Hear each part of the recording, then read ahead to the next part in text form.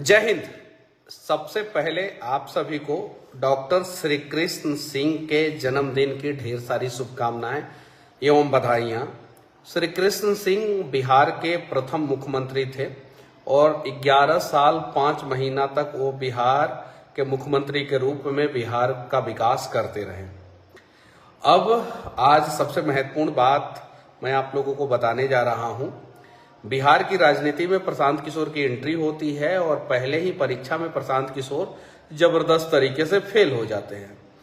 अब दूसरी परीक्षा में भी प्रशांत किशोर फेल हो गए। मैं दूसरी परीक्षा इसलिए कह रहा हूं कि पहली परीक्षा में तब प्रशांत किशोर फेल हो गए थे जब बिहार में बाढ़ आया था और बाढ़ पीड़ितों का मदद करने के लिए प्रशांत किशोर कहीं नहीं पहुंचे और बाढ़ पीड़ितों के बारे में बात तक नहीं किए और कहीं भी इनका टीम के किसी भी सदस्य को जो है बाढ़ पीड़ितों का मदद करते हुए नहीं देखा गया, कहीं भी नहीं देखा गया। अब दूसरा परीक्षा में मैं इसलिए फेल कह रहा हूं कि तरारी से इन्होंने कृष्ण सिंह नामक एक व्यक्ति को उम्मीदवार बनाया था जो भारतीय सेना में सर्वोच्च पद पे जो है अपना सेवा दे चुके थे।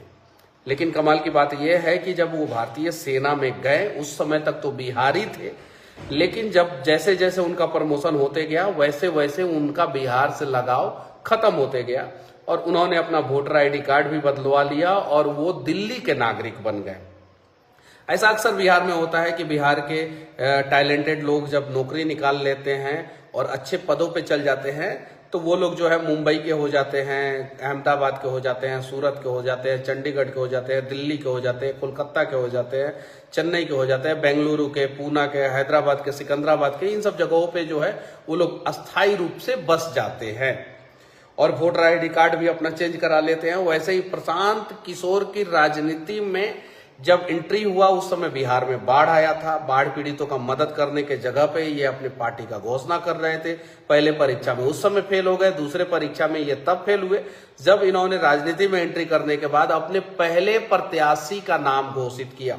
पहला प्रत्याशी है कृष्ण सिंह जो तरारी से जो है विधानसभा चुनाव लड़ने की बात कर रहे हैं और वो पहला प्रत्याशी बने और पहले प्रत्याशी का ही बिहार के वोटर आईडी कार्ड में नाम नहीं है। पहले प्रत्याशी ही उस विधानसभा के 10 गांव का 10 पंचायत का नाम नहीं जानते हैं। पहले ही प्रत्याशी का बूथ पे 10-10 लोग नहीं हैं। अब जरा सोचिए ऐसे लोग बिहार को कैसे बदलेंगे जो प्रत्याशी जो है हवाई मतलब पिछले 30-40 साल से, 20 साल से, 25 साल से, 15 साल से, 10 साल से बिहार में आया ही नहीं है, बिहार के बारे में कुछ जाना ही नहीं है, जिसका यहां तक कि बिहार के किसी गांव के, किसी पंचायत के, किसी शहर के, किसी विधानसभा के वोटर लिस्ट में नाम तक नहीं है, किसी भी वोटर लिस्ट में नाम नहीं है। अब मैंने शुरू में आप लोगों को बताया कि डॉक्टर श्री कृष्ण सिंह के जन्मदिन की ढेर सारी शुभकामनाएं और बधाइयां मैंने आप लोगों को दिया। अब श्री कृष्ण सिंह, वो श्री कृष्ण सिंह थे, ये कृष्ण सिंह, वो श्री कृष्ण सिंह बिहार के थे और बिहार के सीएम बने और बिहार के लिए उन्होंने बहुत कुछ किया। ये कृष्ण सिंह बिहार में पैदा हुए, सेना में गए, सेना में जाने के बाद उसके बाद से जो है ये दूसरे जगह पे जाके सेटल्ड हो गए। अब प्रशांत किशोर प्रेस कॉन्फ्रेंस कर रहे हैं और मीडिया में ये बात बोल रहे हैं कि हम जो है नेशनल लेवल पे जाएंगे। अरे क्या नेशनल लेवल पे जाइएगा? आपके प्रत्याशी का नाम वोटर लिस्ट में नहीं है। ये इलेक्शन कमीशन का रूल है और ये रूल नरेंद्र मोदी जी ने नहीं बनाया है, बीजेपी ने नहीं बनाया है ये रूल, या कांग्रेस ने नहीं बनाया है, ये इलेक्शन कमीशन ने बनाया और सदियों से चलते आ रहा है। और रूल क्या है कि अगर कोई भी प्रत्याशी बिहार में चुनाव लड़ना चाहता है विधानसभा का तो उसका बिहार में नाम होना चाहिए। अगर कोई प्रत्याशी लोकसभा का चुनाव लड़ना चाहता है तो उसका देश के किसी भी कोने के किसी भी वोटर लिस्ट में नाम होना चाहिए। लोकसभा का चुनाव लड़ने के लिए देश के किसी भी कोने के किसी भी वोटर लिस्ट में नाम होना जरूरी है और विधानसभा का चुनाव लड़ने के लिए उस राज्य के किसी भी विधानसभा क्षेत्र के वोटर लिस्ट में नाम होना जरूरी है। ये रूल है। ये रूल बहुत पहले बना, बाबा साहब अम्बेडकर के संविधान के हिसाब से ये रूल बना है। अब जब आप लोगों के हिसाब से अगर कुछ उल्टा सीधा हो जाता है तो आप लोग नियम को ही चैलेंज करना शुरू कर देते हैं और कुतर्क देना शुरू करते हैं। आप मानिए कि गलती हुई है आपसे, आप प्रत्याशी बदलिए। पहली हार तो आपकी हो ही चुकी है, आप या तो प्रत्याशी बदलिए और नहीं तो फिर उस क्षेत्र से जो है चुनाव मत लड़िए। ये सच्चाई है और इसको झुठला नहीं सकते हैं। ये सत्य है, ये सत्य है कि बिहार में जब कोरोना था तो उस समय प्रशांत किशोर नहीं थे। बिहार में किसी का मदद नहीं किए प्रशांत किशोर के लोग नहीं दिखे। बिहार में जब बाढ़ आता है तो प्रशांत किशोर के लोग नहीं दिखते हैं। कहीं भी किसी भी क्षेत्र में जो है एक भी आदमी का मदद करते हुए नहीं दिखते हैं प्रशांत किशोर के लोग। प्रशांत किशोर के लोग कभी किसी ब्लॉक के सामने खड़ा होके कभी जो है उसमें भ्रष्टाचार के खिलाफ वीडियो या कभी उसमें आवाज नहीं उठाया। प्रशांत किशोर के लोग जो है बिहार के सड़कों के कंडीशन पे कभी आवाज नहीं उठाए। ये बात सत्य है।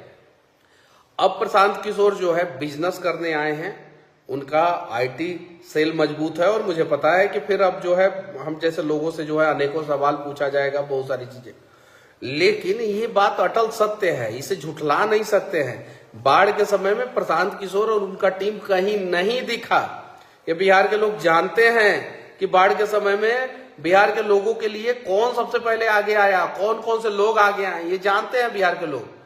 अब तरारी विधानसभा के लोग जानते हैं कि प्रशांत किशोर ने जिनको उम्मीदवार बनाया है वो तरारी विधानसभा में रहेंगे या जीतने के बाद जो है फिर कहीं और चले जाएंगे, इसलिए उनका वोटर लिस्ट में नाम ही नहीं आया। अब जब वोटर लिस्ट में नाम ही नहीं है तो वो उम्मीदवार बनेंगे ही नहीं, और वो उम्मीदवार बनेंगे ही नहीं तो वो चुनाव लड़ेंगे ही नहीं। यानी कहने का मतलब है कि प्रशांत किशोर इस भी परीक्षा में फेल हो गए हैं। बाकी देखते जाइए, जब बिहार विधानसभा का चुनाव होगा उस समय क्या रिजल्ट होगा। सीट पे चुनाव होने वाला है जिसमें से एक सीट पे प्रशांत किशोर के प्रत्याशी जो है ऑटोमेटिक डिस्क्वालीफाई हो गए, ऑटोमेटिक वो चुनाव नहीं लड़ सकते। बाकी 3 सीट पे जो रिजल्ट होगा उसके बाद बातचीत करेंगे। और हाँ, मैं बिहार के कि आप लोग जो है अगर बिहार के लोगों का मदद नहीं करेंगे और आप लोग जो है उल्टा सीधा काम करेंगे तो हम जैसे लोग जो है आवाज उठाएंगे। बाकी एक व्यक्ति ने, पप्पू यादव के एक समर्थक ने जो है मुझे धमकी दिया है, कहा है कि 10 दिन के अंदर गोली मार देंगे। 8 दिन अभी बाकी है उसके पास, अभी 8 दिन। इंस्टाग्राम पे उसने जो है मेरा एक वीडियो किसी ने डाला था तो उस पे जाके कमेंट किया था, अब जो है जाके वहां पे माफी मांग रहा है। तो देखते हैं।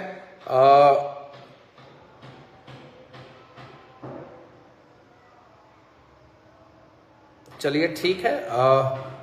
बस मैं विनती करना चाहता हूँ, आप सभी से विनती करना चाहता हूँ कि आप सभी जो है बिहार के लिए कुछ कीजिए। जब करेंगे तो आपकी प्रशंसा होगी, अगर नहीं करेंगे, मान लीजिए कि जिसका कोई विचारधारा ही नहीं हो, जो बीजेपी के लिए काम किया, कांग्रेस के लिए काम किया, ममता बनर्जी के लिए काम किया, जो आदमी डीएमके के लिए काम किया, जो आदमी शिवसेना के लिए काम किया और कहीं भी फिक्स हुआ ही नहीं, हर जगह से या तो छोड़ के भाग गया या तो भगाया गया, हर जगह से भगाया गया। अब जरा बताइए वैसा आदमी जो है बिहार के लिए क्या कर सकता है? अब बताइए, सीमांचल में जो धर्मांतरण हो रहा है, एक आंख बंद करके आप जो है बिहार को बदलने की बात कहेंगे तो कहीं नहीं तो कहीं गलत है। सीमांचल में जो धर्मांतरण हो रहा है, जो डेमोग्राफी चेंज हो रहा है, जो बांग्लादेशी घुसपैठी जो है बिहार में जो सीमांचल एरिया में आ रहे हैं, उस पर प्रशांत किशोर क्यों नहीं बोल रहे हैं? उस पर खामोश क्यों है, क्यों नहीं उठा रहे हैं? उस पर एक भी शब्द क्यों नहीं बोल रहे हैं? जो पश्चिम बंगाल में ट्रेनी डॉक्टर के साथ जो रेप हुआ और उसके बाद से उसकी हत्या हुई, उसमें प्रशांत किशोर ने एक भी शब्द क्यों नहीं बोला? उस पर बोलना चाहिए था कि नहीं? बहराइच में जो एक ब्राह्मण व्यक्ति की हत्या जो है कुछ उन्मादी शांति प्रिय कम्युनिटी के लोगों ने कर दिया, उस पर क्यों नहीं बोला इन्होंने? उस पर बोलना चाहिए था कि नहीं बोलना चाहिए था? ये सवाल है, आप लोग बताइए इसका जवाब क्या होगा, आप लोग बताइए। बस फिर से मैं आप सभी को जो है एक बात बताना चाहता हूं कि डॉक्टर श्री कृष्ण सिंह को भारत रत्न दिया जाना चाहिए और इसके लिए आप सभी भी मांग उठाइए। बिहार के प्रथम मुख्यमंत्री थे और उन्होंने बिहार के लिए बहुत कुछ किया। बिहार उस समय इस देश का नंबर 1 राज्य था विकास के मामले में, पर कैपिटा इनकम के मामले में बिहार सबसे आगे था। बिहार के लोग उस समय सबसे ज्यादा खुश थे। ये सारी चीजें जो है डेटा है और फोर्ड फाउंडेशन का ये सारा सर्वे है। तो क्या श्री कृष्ण सिंह को भारत रत्न मिलना चाहिए कि नहीं मिलना चाहिए? और अगर आप लोग समझते हैं कि श्री कृष्ण सिंह को भारत रत्न मिलना चाहिए तो आप लोग भी जो है आवाज उठाइए। जय हिंद।